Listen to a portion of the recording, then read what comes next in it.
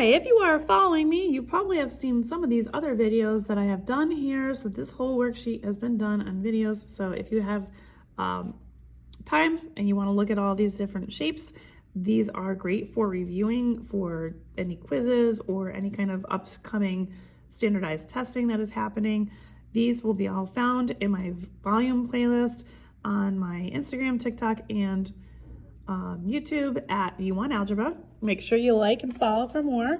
And we're going to go ahead and look at this one. So we have two shapes here. This is a compound shape or a composite shape. So we're looking at that. We have two separate shapes that we're going to find the volumes for. And what we're going to do is, because there are two of them and one is on top of the other and they are combined, we are going to add the two volumes together when we find them. So we're going to start off with our cone. Cone volume is pi r squared times height divided by 3.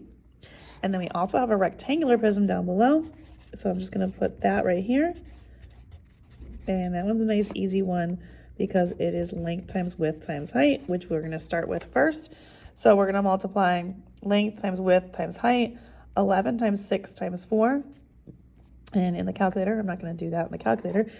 You can certainly handle that, I think. And that is 264, and this is inches cubed. So we've got the rectangular prism very easily. Again, 11 times a 6 times a 4. So that's good. Easy done. Now we're going to go ahead and we're going to look at this. We are given a vertical height of 8. So I'm just going to write that down. Now we don't explicitly have the radius here, but I do know that it is the same width as this, which is 6 inches. So that means the diameter of this is 6 inches. And that is not going to help me because I need the radius. So the radius is half of 6, which is 3, because the radius is half of the diameter. And now I have enough information. Now I can plug this in and solve. So I'm going to start with the 3 squared first, then multiply it times the 8, and then multiply it times pi, then divide by 3. So we're going to start off by, in the calculator, we shouldn't need this, but 3 to the second power. Again, you're using the button right here. That's the second power. Evaluate that, which is 9. Times that by 8. That gives me 72. So we have 72 pi divided by 3. And what I usually do when I ask people to do these, I ask them in the approximate and the actual answer. Actual does have the pi value not evaluated. So I'm going to just double check and see if 72 divided by 3 goes in nicely, which I know it does, and it's 24. So my actual will be 72 divided by 3, which is 24 pi. This is inches cubed.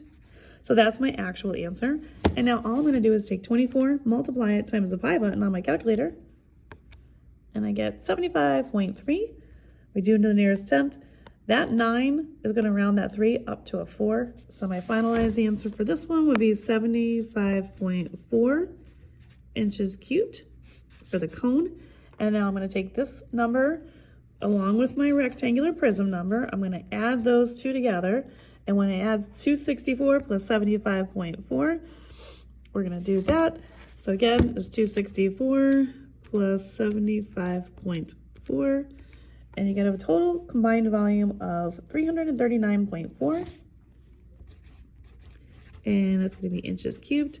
And that will be your total volume for both of those shapes together. If you want more questions, like I said, for these, you can find this whole worksheet done in videos on my YouTube, Instagram, and TikTok, YouWantAlgebra. And these are all in the volume playlist. And make sure you guys like, follow, and share with your friends for more.